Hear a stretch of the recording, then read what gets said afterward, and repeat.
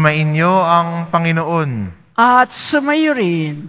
Ang mabuting balita ng Panginoon ayon kay San Mateo. Papuri sa iyo, Panginoon. Noong panahong iyon, umuwi si Jesus sa kanyang bayan at nagturo sa kanilang sinagoga. Nagtaka ang mga nakarinig sa kanya. Sabi nila, "Saan kumuha ng karunungan ang taong ito? Paano siya nakagagawa ng kababalaghan? Hindi ba ito ang anak ng karpintero? Hindi ba si Maria ang kanyang ina at sina Santiago, Jose, Simon at Judas ang kanyang mga kapatid na lalaki? At dito nakatira ang kanyang mga kapatid na babae, hindi ba? Saan niya natutunan ang lahat ng ito? At ayaw nilang kilalanin siya. Kaya't sinabi ni Jesus sa kanila, ang propeta ay iginagalang kahit saan, liban sa kanyang sariling bayan at sa kanyang sariling sambahayan. At dahil sa di nila pagsampalataya, hindi siya gumawa roon ng maraming kababalaghan. Ang mabuting balita ng Panginoon.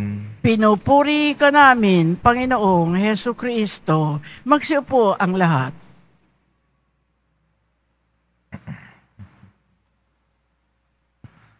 Sa araw na ito ay pinagdiriwang natin ang kapistahan ni San Jose. At si San Jose ay larawan ng pagtitiwala sa Diyos. Noon siguro ay sa umpisa hindi niya maintindihan ang plano ng Diyos sa kanya.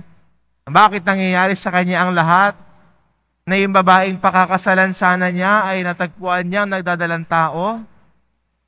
Pero sa kabila ng kaguluhang yon sa kanyang puso at isipan, ay nakatulog siya. At hindi pa kapag may problema ka, hindi ka makatulog. Paikot-ikot ka lang sa kama, pero hindi ka makatulog dahil may tumatakbo sa iyong isipan. Si Jose, sa kabila ng mga problema, sa kabila ng mga pagsubok, kaya niyang magpahinga sa piling ng Panginoon. Kaya niyang matulog dahil kaya niyang ipagkatiwala ang problema niya sa Panginoon.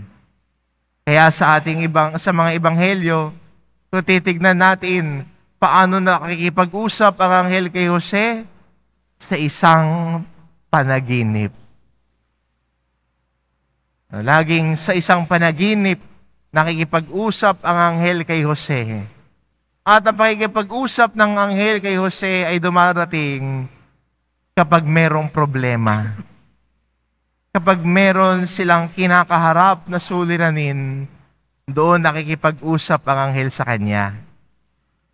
Kaya maganda ring imbitasyon sa atin bilang mga Kristiyano, na tulad ni San Jose, ay kaya nating magpahinga sa harapan ng Panginoon. Kaya nating ipagkatiwala, kaya nating ilatag ang ating mga problema sa harap ng Panginoon. Lalong-lalo na po ngayon ay pinagdiriwang natin ang kapistahan ni San Jose na manggagawa. At binibigyang halaga din natin ang paggawa at pagtatrabaho bilang isang daan patungo sa kalangitan. Ang ating paggawa at trabaho ay nagdadala sa atin tungo sa kabanalan. Dahil ang lahat ng ito ay may pinaglalaanan tayo, hindi ba? Yung iyong pagtatrabaho at hanap buhay ay paraan ng iyong paglilingkod para sa iyong pamilya, para maibigay ang kanilang pangangailangan. Kaya yung iba, niyayakap ang sakripisyo na mga ibang bansa, sinasakripisyo na mabawasa, na hindi makapiling ang kanyang mga mahal sa buhay araw-araw para mabigyan sila ng magandang kinabukasan at buhay. Kaya ang pagtatrabaho ay paraan ng paglilingkod. Pinaglilingkuran mo ang iyong pamilya sa iyong pagsisikap at pagtatiyaga para magbigyan sila ng magandang buhay at kinabukasan, di ba?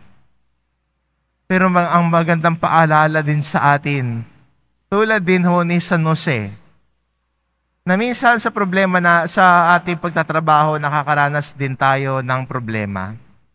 Sa ating paglalakbay bilang Kristiyano, ay napanghihinaan din tayo ng loob. Pwede tayong tumingin kay San Jose, ang larawan ng pagtitiwala sa Diyos, na kaya nating ilatag sa Panginoon ang ating mga iniisip at problema. Dahil ang lahat ng ito ay nagmumula sa malalim nating pananampalataya sa Kanya. Kung wala kang pananampalataya at tiwala sa Diyos, tingin mo may ilalatag mo ba ang kinabukasan mo sa Kanya? Kung wala kang pagtitiwala sa Diyos na Siya ang gagabay sa iyo, tingin mo ba kaya mo bang ilatag ang mga nagpapabigat sa pakiramdam mo? Pero dahil may pananampalataya, dahil may tiwala, kaya nating isuko ang lahat sa Diyos. Kaya nating ipasa Diyos ang lahat dahil may tiwala at pananampalataya. Sa ating ebanghelyo, hindi naniwala ang kanyang mga kababayan sa Kanya. Nang pumunta si Jesus at nagturo sa sinagoga, ang mga nakarinig sa Kanya ay nagdadalawang isip. Hindi naniwala, hindi nagtiwala sa Kanyang salita. Pinagdudahan pa nga. Ang kanilang iniisip, saan niya nakuha ang lahat ng to? Kilala natin to eh. Saan niya napulot ang lahat ng Kanyang aral at turo? Kilala natin yan. Kumbaga, nakita natin lumalaki yan, kasama natin lumalaki yan. Saan niya nakuha ang lahat? Parang ganun ang gusto sabihin eh. Kaya, hindi sila nagkaroon ng pananampalataya kay Jesus.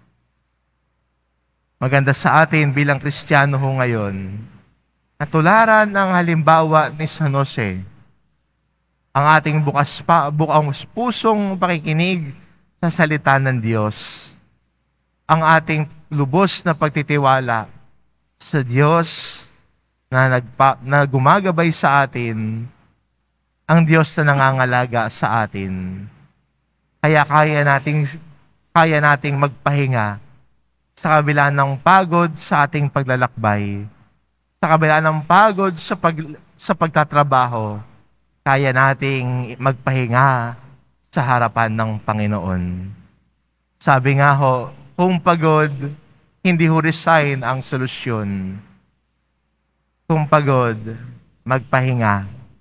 At ang pahinga natin sa harap ng Diyos na nagmamahal sa atin. Amen.